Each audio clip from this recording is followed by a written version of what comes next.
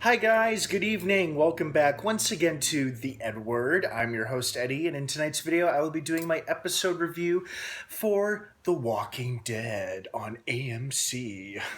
As of course, as usual with all of my review videos, especially my Walking Dead ones, please be warned that from here on out I will be discussing massive spoilers for the most recent episode. So if you are not caught up on this episode, or if you're behind on a few episodes, do not continue watching or listening to this video, as I will be going into big spoilers. And once you do get caught up on The Walking Dead, come on back and give this video a listen. So let the record show you have been warned. Excuse me. That being said, this was very good. It was a very good episode. Obviously, shockingly, Jesus convinces Rick and company to accompany him back to, yes, it's finally arrived, the Hilltop Colony. And of course, only to follow along with that is the Saviors. They did not appear in this episode, let me clarify that right now. However, they were mentioned and teased quite a bit. I mean, even in the opening scene when the Alexandria gang is talking to Jesus in Rick's house, and Maggie says, "You mean you trade with others?" Just the way she says that immediately implies the Saviors, even though she doesn't know that's one of the groups he may be referring to. We, as the viewers, go, we're all starting to gasp and catch our breath because we know who's coming and what is probably going to happen. No, not what will happen once he does show up. But anyway, this episode, obviously, it introduced a very key storyline, the introduction of the Hilltop Colony, and of course the mentioning of the Saviors and how their presence on the show continues to get stronger and stronger. And if I'm thinking about correctly, we have, oh my god, 5 more episodes to go. 5 more episodes. That's 5 opportunities for Negan to appear. Obviously, he'll most likely appear in the season finale, where it's rumored he will kill a major character. Either somebody who's been on the show since forever, or somebody that we're just getting used to. Either way, it's said to be a devastating loss, according to reports from the cast and crew who worked on the show that day. So let's keep the speculation to ourselves, just in case one of us correctly predicts it and we accidentally ruin it for ourselves. But if he doesn't appear sooner, he will definitely appear in the season finale. So, they managed to trust Jesus, which is great. He's a very calm, very pleasant fellow, actually. For being a captive, he's quite a pleasant guy. And he's able to make Rick and Michonne listen to him. And I love how everybody finds out about Michonne when they go after Jesus, and they see Rick and Michonne holding their clothes coming out of the bedroom together, and of course surprising Carl, of all people, along with a few other group members. I loved that. I'm like, oh, so this is how they revealed to the rest of their group that they're now an item. Okay. And I guess something that was a little overall, the episode was very good, easy to follow. I was just a little off and lost on Abraham's side story. It seems like we're getting Abraham is becoming torn between his feelings for Rosita, whom he's been with for a very long time, and his sudden feelings for Sasha, which developed a few episodes ago while they were waiting for Daryl to get back on his little mission in the woods. And it's like this whole episode I was trying to figure out, is he becoming torn between 2 women, one whom he loves and definitely loves him back, and the other who does not feel the same way, or at least that's how she's acting. It was it felt what's the word I'm looking for? It felt kind of off balance, Abraham's story. At least for me personally. I guess for me personally, it was a little hard to follow on top of everything else that was going on in this episode. But it's these character moments that make the show so great. And don't get me wrong, Abraham's little side story was fascinating and was really, really interesting to see, how torn this guy is feeling between these two women and what's really going on in his mind. So I think we're going to get some answers and clarification as to what's going on with him very soon.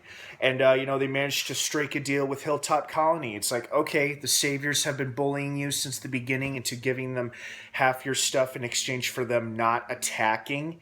I mean, that's the offer. Flat out, it's just bullies. The whole scenario is like the playground bully who makes the kids give him his lunch, their lunches or their lunch money, their milk money, whatever, in exchange for him not beating them up. The Saviors and Negan are nothing but bullies, and unfortunately well-armed, well-organized bullies. Something else that surprised me about this episode, Hilltop is much, much smaller than I thought it would be.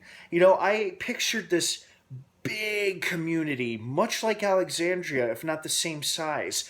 But there's only like a dozen, maybe half a dozen people living there. No, not half a dozen.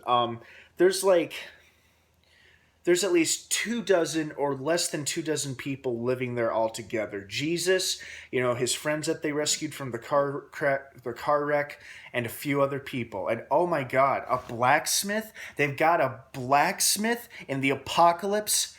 That's awesome. Of all the people you'd want to be teamed up with during the apocalypse, during a live or die situation, would be a blacksmith. The man can make non-stop weapons. Granted, none of them can fire bullets, which they desperately need, and if they had bullets and ammo, I'm sure they would not have put up with the Saviors for as long as they have, but because Jesus even told Rick and his people once they reached the gates and his two guards, armed with nothing but spears and ready to throw down on him, said, "We're out of ammo. We've been out of ammo for months." So, I was just very surprised. Hilltop was not what I was expecting it to be, but I kind of liked that. Another thing that really surprised me was that one of the residents, on behalf of Negan, stabs cocky leader Gregory, played by Xander Berkeley, because last year we were trying to speculate and figure out who he was playing. For a while it was theorized and suggested he would be Negan, and then just a few months ago, or towards the end of last year, they confirmed that he would be playing Gregory. Excuse me. Excuse me. He would be playing Gregory, the leader of Hilltop Colony and Jesus' boss, sort of. Or they're at least on the similar level.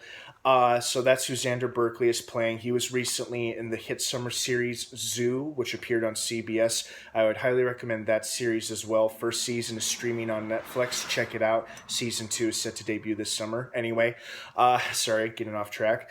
But, he plays Gregory, and, he's kind of a cocky, a little arrogant, like, I know what I'm doing kind of attitude. And Rick, of course, could see right through that, as could Maggie. And what I thought was so interesting was that after he's wounded and Rick kills the guy who stabs him, and there's a brief scuffle between Rick's group and the Hilltop people, which Jesus quickly intervenes and immediately makes clear that it was one of their own people who instigated everything and not Rick's group. Shows you what kind of guy Jesus is. He can be very, very calm and remain level-headed in heat of the moment situations. So I think he's going to prove to be a powerful ally, a useful ally. Maggie, when she strikes a bargain on behalf of her group with Gregory, says that they'll kill Negan and the Saviors in exchange for half the supplies of Hilltop Colony. Food, medicine, everything. And I thought to myself, the way she's presenting herself and stating these demands made me think she almost sounds as bad as Negan, because those are the terms of the deal they have with the Saviors, is half their supplies in exchange for them not attacking them, where Maggie points out that sooner or later they'll keep this deal going with the Saviors. Sooner or later, they'll run out of supplies, and the Saviors will kill them all. And then she said, if you give us half your supplies, we'll kill the Saviors in Negan for you, since you guys apparently can't. They've got no guns, no ammo, and quite frankly, none of their people are fighters. Jesus admits to Rick and his gang that, none of the people in Hilltop are actual active fighters necessarily. So, it's a tricky situation. But Maggie was not nearly being as nasty as I'm sure Negan was when he made his argument. And they still have one of the Hilltop Colony residents held hostage because Negan was dissatisfied with the light load that was delivered to the Saviors, was because, there wasn't as much shit as he wanted it to be. And he wanted to send a message to Gregory how this displeased him, and so he convinced the other Hilltop Colony guy to stab him because he was holding the guy's brother.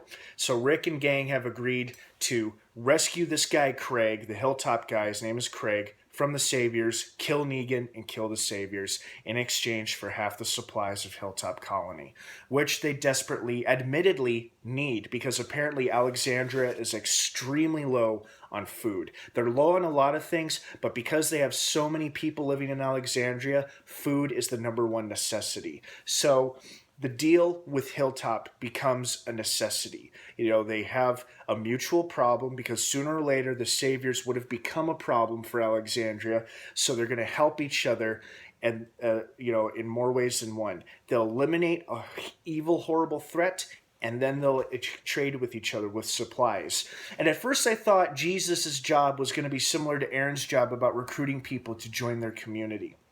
But then I realized, he's not a recruiter necessarily.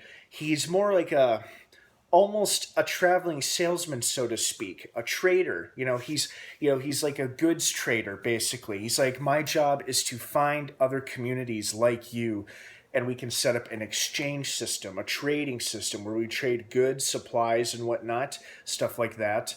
So, maybe, and that's what led him to Alexandria. That's what, and I loved how he pointed out to Rick that Rick and Daryl could have left him for dead out in the wilderness, but they didn't. And because they didn't, that said a lot about Rick and Daryl and their people to Jesus. That's the vibe he got from them, and that's what made him think he could trust them. And he was right. So far he's proven to be trustworthy to Rick's people, and vice versa.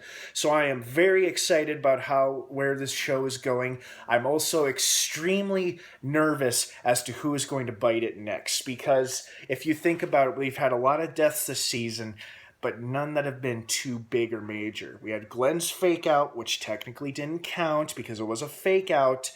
So it makes me really, really nervous and scared as to who may bite it. I have a few theories of my own, but I don't want to say because I might accidentally predict the right thing. I'll wait till after the season's over.